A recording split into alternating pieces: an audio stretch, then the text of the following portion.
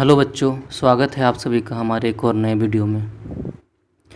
तो पिछले क्लास में हमने 2.2 एक्सरसाइज 2.2 क्लास 9 का फर्स्ट वाला सवाल को हमने हल किया था और आज हम इस वीडियो में सेकंड सवाल को हल करेंगे। तो देखिए, प्रश्न इस प्रकार है, मैंने लिख लिया है। निम्नलिखित बहुपदों में से प्रत्येक के लिए P0, P1 और P2 का मान याद करना है। इसका मतलब ये है कि ये जो जितने सारे सवाल हैं तो Py, Px, Pt और Px इन सभी में पहले 0 फिर 1 फिर 2 ये सारा मान रख के देखना है कि कितना वैल्यू आता है, मतलब उसका जो हल होगा वो कितना होगा। तो बारी बारी से हम सबका मान y में रखने का कोशिश करेंगे और देखते हैं कि क्या आंसर आता है। तो चलिए, फर्स्ट सवाल को अगर ले हम तो ये है Py बराबर y का स्क्वायर माइनस y प्लस 1। तो सबसे पहले P बराबर 0, मतलब ये जो अंदर वाला जो वैल्यू है वो 0 दिया गया है, इसीलिए हम P का मान को सबसे पहले 0 ले लेते हैं। तो यहाँ पे अगर हम P 0 ले ले तो जहाँ जहाँ y होगा वहाँ वहाँ y के जगह में हमको 0 रखना पड़ेगा, यानी कि 0 का स्क्वायर माइनस 0 और प्लस का 1। इसका मतलब हो जाएगा 0 का स्क्वायर 0 माइनस 0 और प्लस 1 बराबर हो जाएगा 1 आंसर।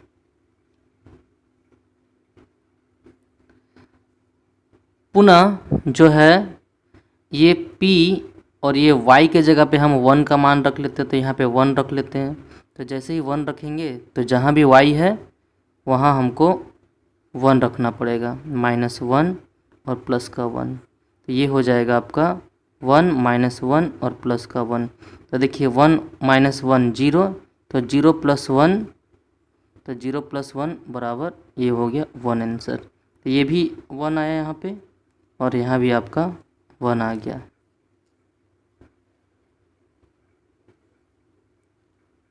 अब P इस जगह पे हमको 2 रखना है और 2 रख के इसको हल करते हैं। तो 2 का स्क्वायर माइनस 2 और प्लस का 1, तो 2 दूने 4 और माइनस का 2 और प्लस का 1, तो 4 और 1 मिलके 5 बन गया और 5 माइनस 2 बराबर हो जाएगा 3। तो इसका आंसर हो गया 3। इस प्रकार से इसमें आप देख लीजिए 3, 1 और 1, ये 3 आंसर इसका आया। तो चलिए सेकंड नंबर का सवाल को हम लोग सॉल्व करते हैं। तो सॉल्यूशन हो जाएगा, सेकंड नंबर का जो सवाल है वो है Pt बराबर 2 plus t n plus 2 t का स्क्वायर और माइनस t का पावर 3। तो t के जगह में सबसे पहले हम 0 ले लेते हैं। तो 2 जोड़ 0 जोड़ 2 गुना 0 का स्क्वायर और माइनस 0 का पावर 3। तो यहाँ से हो जाएगा आपका 2 और यहाँ से हो जाएगा 2 और गुना 0 और माइनस का 0। तो यहाँ से निकल जाएगा 2 और ये देखिए 2 को 0 से गुना करेंगे तो 0, मतलब इसका आंसर आ गया 2।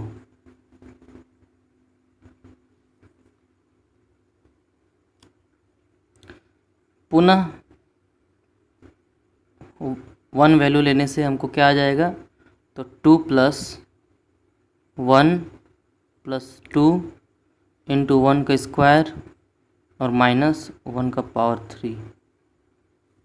तो यहाँ पे हो जाएगा आपका 2 और 1 मिलके 3, यहाँ पे 2 गुना 1 और माइनस का 1। तो यहाँ पे हो जाएगा 3 और जोड़ 2 और माइनस का 1 बराबर 3 और 2 5 और 5 माइनस 1 बराबर 4। ये हो गया सेकेंड वाला हमारा।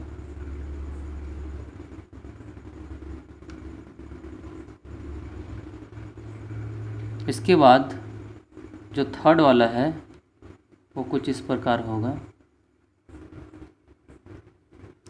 तो p का मान 2 रखने पर ये हो जाएगा 2 और जोड़ 2 और जोड़ 2 गुना 2 का पावर 2 और माइनस 2 का पावर 3। इसको हल करेंगे तो 2 और 2 4 और प्लस 2 गुना 4 और माइनस का 8।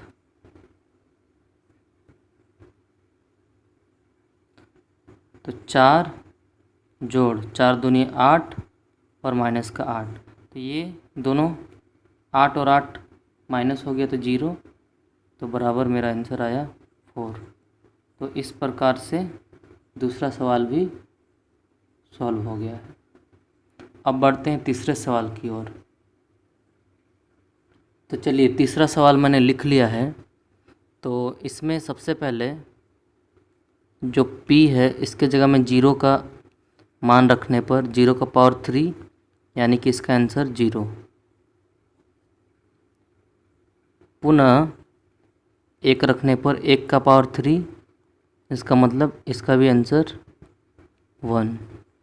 और p का पावर 2 रखने पर 2 का पावर 3, इसका मतलब हो जाएगा 2 गुना 2 बराबर 8 आंसर हो जाएगा। अंतिम सवाल को लिखते हैं। तो जो आखिरी सवाल है वह है, तो तीसरा सवाल भी मैंने लिख लिया है।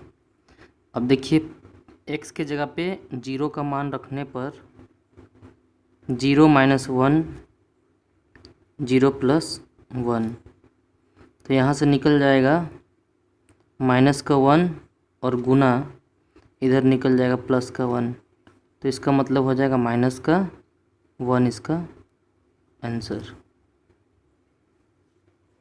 p का मान 1 रखने पर 1 माइनस 1 इंटू 1 प्लस 1, तो ये हो जाएगा 0 और ये गुना हो जाएगा 2, इसका मतलब इसका भी आंसर हो जाएगा 0।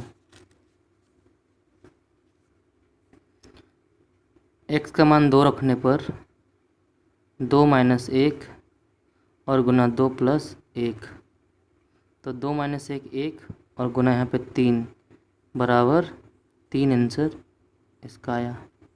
इस प्रकार से सारा सवाल हमने सॉल्व कर लिया है।